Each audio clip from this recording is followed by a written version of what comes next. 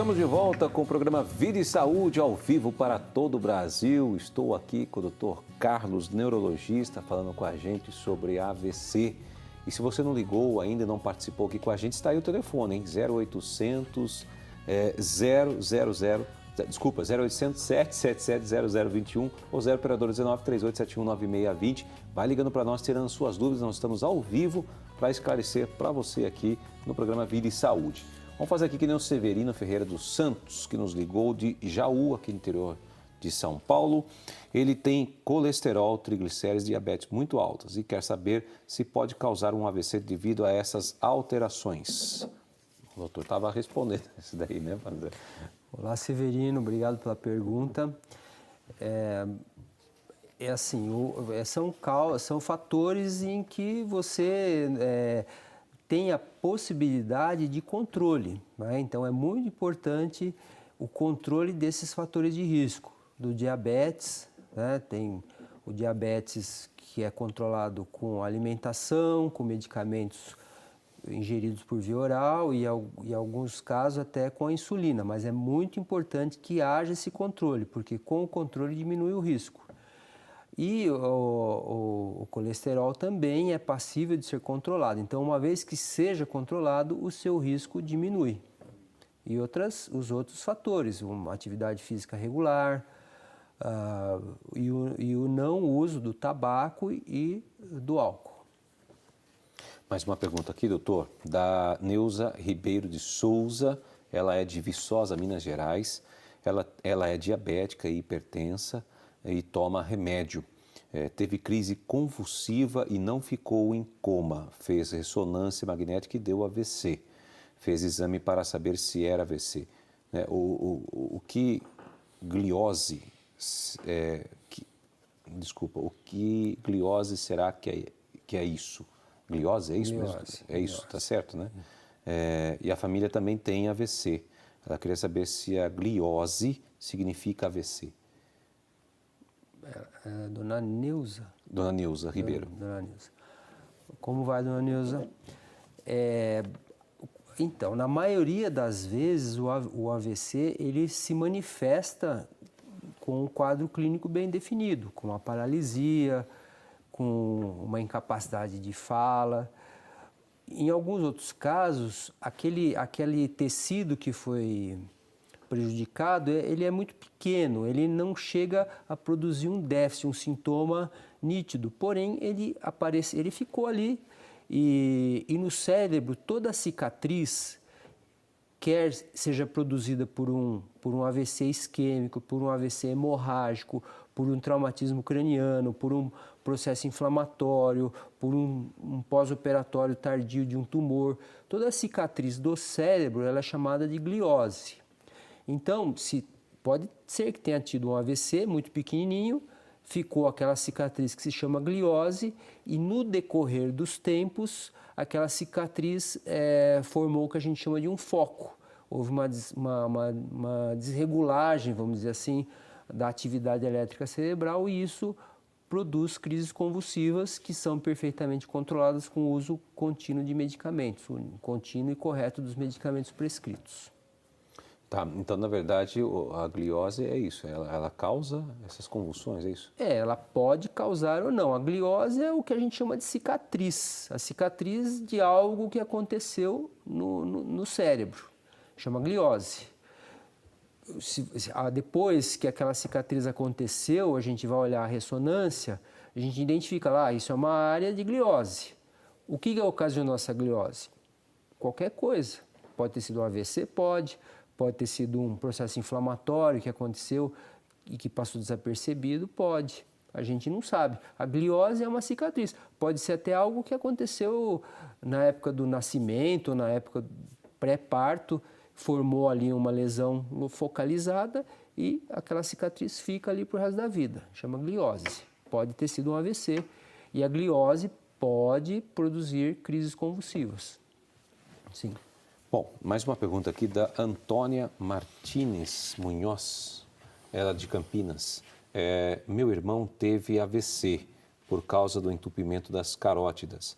Ela gostaria que o doutor falasse mais sobre esse assunto, o entupimento das carótidas. Antônia. Dona Antônia. Como vai, Dona Antônia? O principal, vamos rever o que a gente chama de anatomia, como que é feita a circulação do sangue então, até chegar ao cérebro.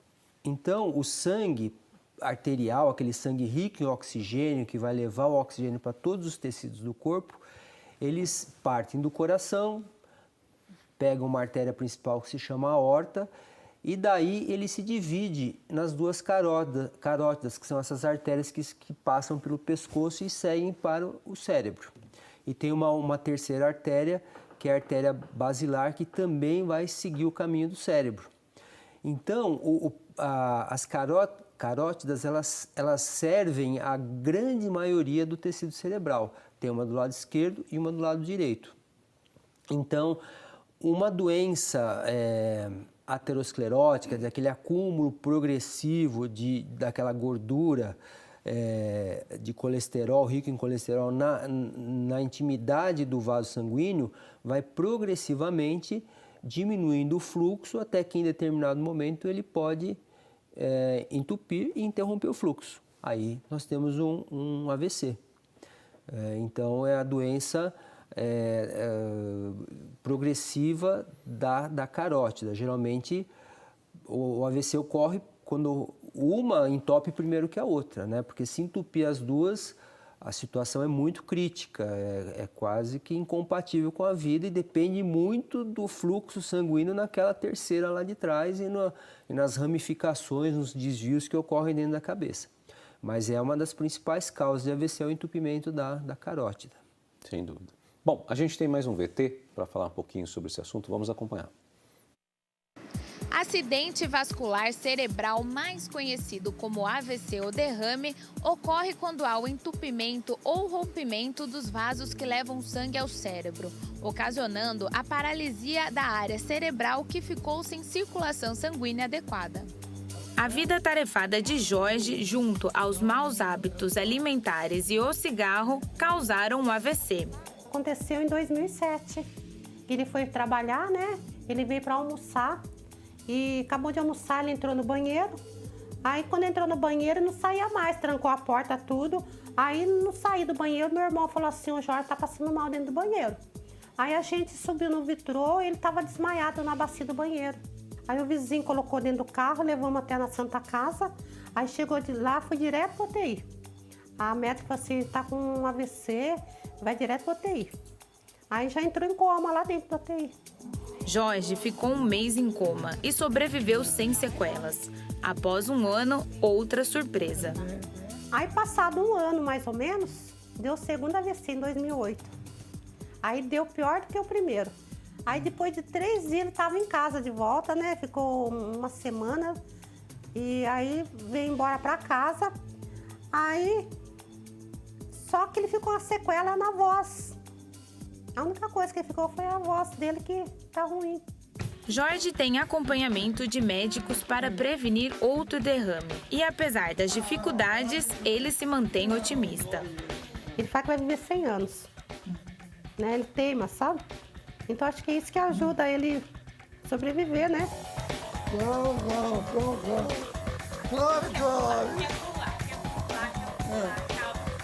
Segundo estudos, 30% das pessoas que sofrem um AVC ficam com sequelas. Porém, com o tratamento adequado, há 55% de chance da pessoa não ser afetada. Este é o caso da empresária Dalva, que em 2008 sofreu um AVC e não teve grandes sequelas. Eu estava numa manhã de domingo, eu acordei super bem, otimamente bem, e fui ver meu cachorro lá fora. Quando eu voltei para dentro, eu sentia caindo a perna. Aí eu senti o rosto caindo, consegui me arrastar até o sofá, né? E sentei e chamei minha filha, que só estava eu e minha filha em casa esse dia, graças a Deus, né? Que ela estava lá e conseguiu me levar a tempo para o socorro, né? Aí, de repente, eu estava deitada assim, né? Aí eu senti começar a mexer o pé. Aí foi subindo, menina, foi voltando. Nossa, pra mim foi um dos melhores presentes da vida, sabe? Você perde seu lado. Você jamais na sua vida vai entender o que é uma sensação dessa.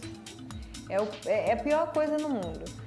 E quando eu vejo alguém assim, que ficou com alguma sequela, eu fico muito... Me perturba muito ainda quando eu vejo as pessoas que teve sequela, você acredita? Eu vivo meio com esse... Não curei totalmente o medo.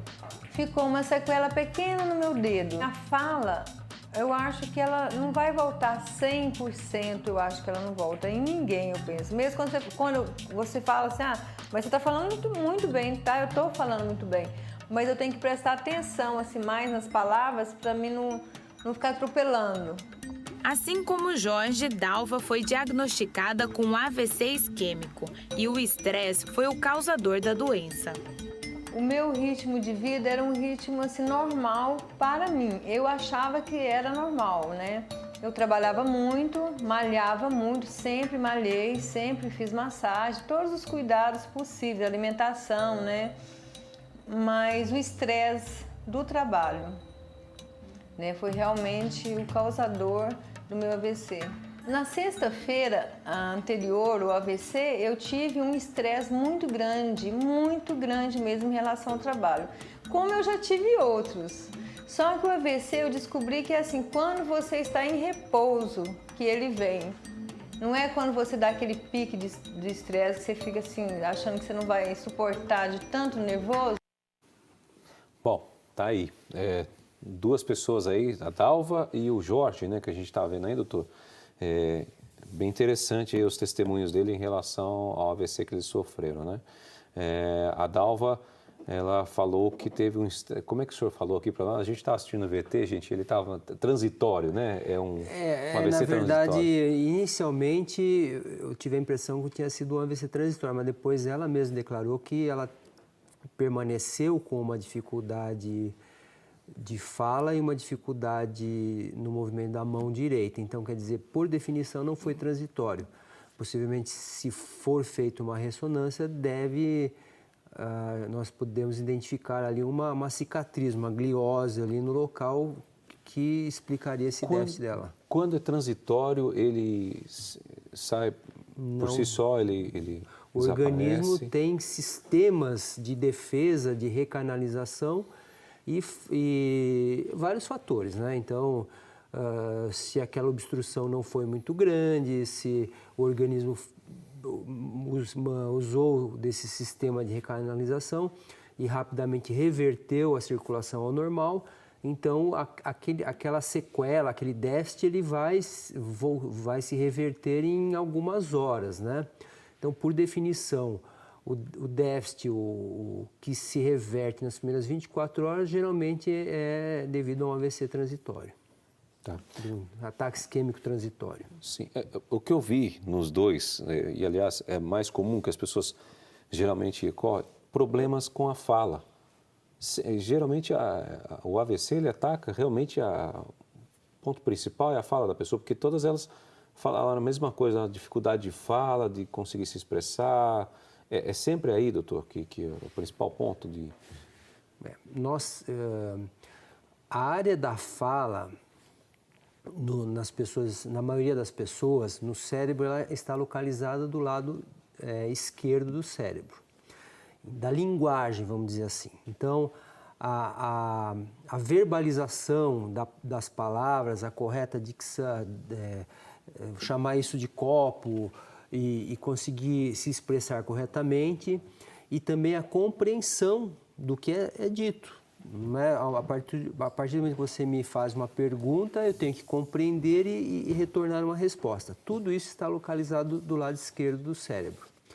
Então, não dá para dizer que a incidência de AVC é maior do lado esquerdo ou do lado direito. É algo que é aleatório. Então, sempre que o AVC acomete o lado esquerdo, e especificamente naquela região associada à linguagem, a manifestação será sobre a linguagem, sobre a capacidade de compreensão e de expressão. Existe uma outra manifestação da fala, que aí já seria a dicção. Nós chamamos de disartria. A pessoa compreende muito bem, ela tem um arsenal de palavras e de linguagem muito bem estabelecido, porém, a hora que ela vai se expressar, a fala sai com uma dicção muito alterada, às vezes não compreensível. Aí é um outro local, o AVC, é na região do tronco cerebral, aí a coordenação da fala é prejudicada. Então, é outra forma de manifestação do AVC. Estou chegando perguntas aqui para nós, do pessoal participando. A Gislanda de Oliveira, de Muriaé, Minas Gerais. Ela gostaria de saber se quem fuma e bebe tem mais chance de ter um AVC. Aliás, né, o Jorge, que estava agora na matéria aqui, ele era uma das pessoas que fumava bastante, está falando que ele tinha cigarro e má alimentação, né? Já estou meio que respondendo aqui, né, doutor? Sim. A Gislanda. Sem dúvida, a Gislanda é um dos fatores evitáveis e que contribuem positivamente quando a pessoa não fuma, ou se ela realmente parar de fumar, ela diminui em muito a chance de ter um AVC ou outras doenças vasculares. A bebida, em menor grau, a associação do consumo de álcool e o AVC existe, mas num grau menor.